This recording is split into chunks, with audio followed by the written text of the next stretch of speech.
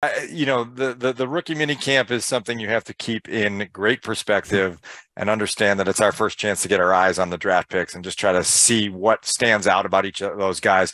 But the value in it really for me is just the opportunity to hear from all three coordinators, the head coach, all the position coaches, all the draft picks, and just start to get a little more clarity on the vision that the organization has for some of these guys and how they all fit.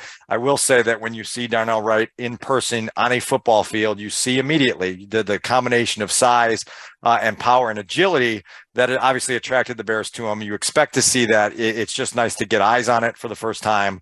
And then some other guys like Tyler Scott, you just see, okay, yeah, they weren't lying. He has high level speed, and hopefully they can find a way to use it. Little by little, you just kind of compile a file of things that you see with your own eyes that you can believe. Darnell Wright, too big? Are they're asking him to lose weight?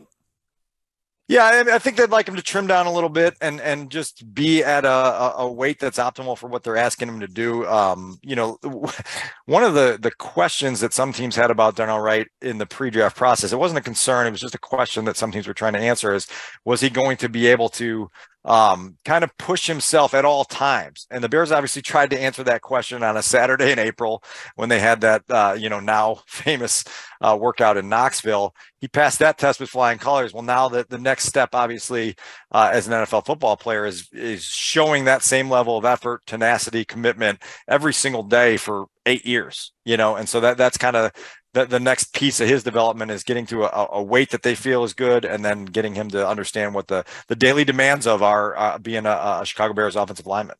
What about the two defensive linemen? I'm a little obsessed with trying to figure out who Zach Pickens and Gravon Dexter are in terms of what their usage can be. What did you learn? Rotational.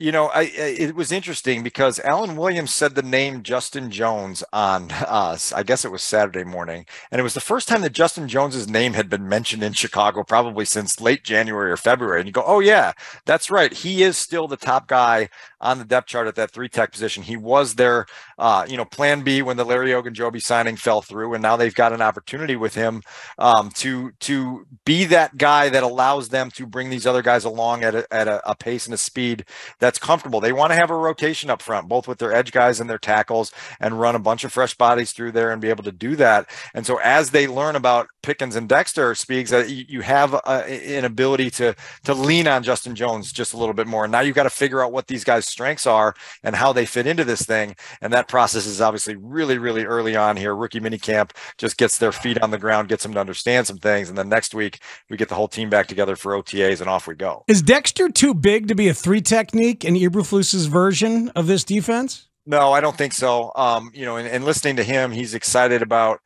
the opportunity to maybe do some different things than he was asked to do last year at Florida, in terms of just being able to get off the snap and penetrate and go forward instead of side to side, which was some of the responsibilities he had in the Gators defense. And so now you just got to work through that. This was a draft class they put together with an obvious priority on size and length and speed, and now they really are trusting in this coaching staff to bring out the best in a bunch of prospects who maybe haven't shown high-level college production, but who they believe can materialize into something greater at the next level. And those two guys are certainly examples of that. Dan Wiederer covers the Bears for the Tribune and the Score. He's our guest. Tyrique Stevenson, is he the favorite for Week 1 cornerback opposite Jalen Johnson? I would say that would be their preference. I think their goal would be to go into Week 1 with Jalen and Tyrique on the outside, Kyler transitioning into a full-time slot corner role, and see how that goes and see how that works. They figure they can maximize the strengths of each of those guys and see where it goes. Tyrique Stevenson's a guy that when you get up close to him as well, you see the size and the speed combination at that position. And you go, okay, there's length here. He's got the opportunity physically to certainly acclimate quickly to this league. And now it's can he handle all the information they're throwing at him, understand his responsibilities, and hit the ground. And again, this is going to be a long process. It's May 8th now.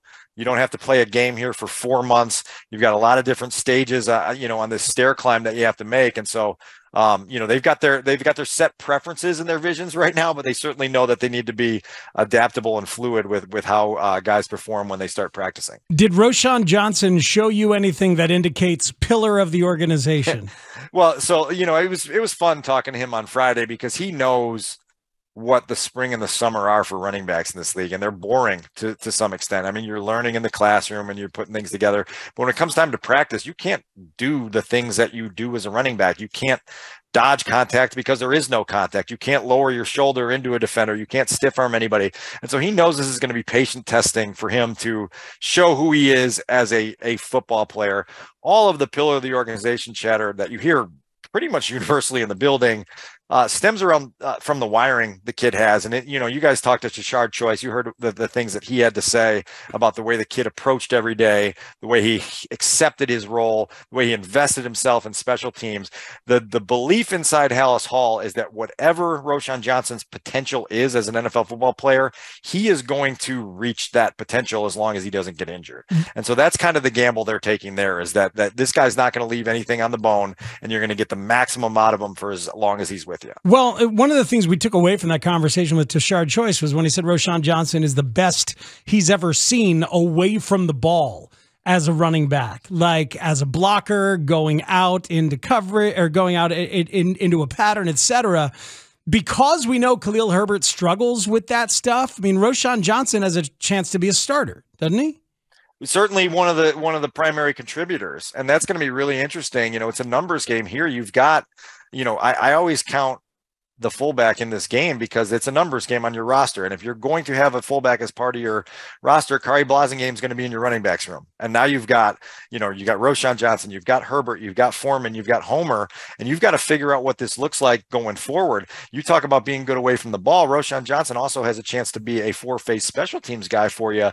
And to hear Richard Hightower talk about how violent he is as a tackler on kickoff coverage, it catches your attention and you go, okay, so he can give you that element too. But as it relates to the backfield, they're going to find a mix. They don't want to lean heavily on one guy. There's going to be a mix of guys touching the football, and it's going to be up to Roshan Johnson to figure out how quickly he can push for reps and push for touches on game day. And that will all be, closer to August. We'll start to get a better feel for how that's shaking itself out.